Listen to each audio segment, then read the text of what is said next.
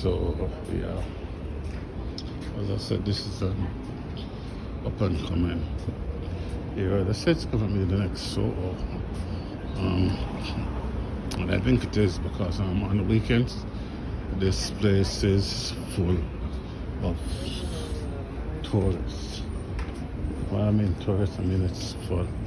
It's packed just like Soho and monotonous, and even in the weekdays it's not as packed, but it's like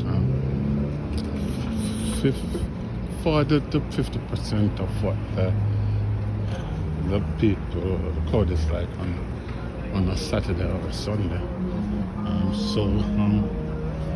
As I said, I'm not used to doing these things, but I'm just like doing a walk and see what is what.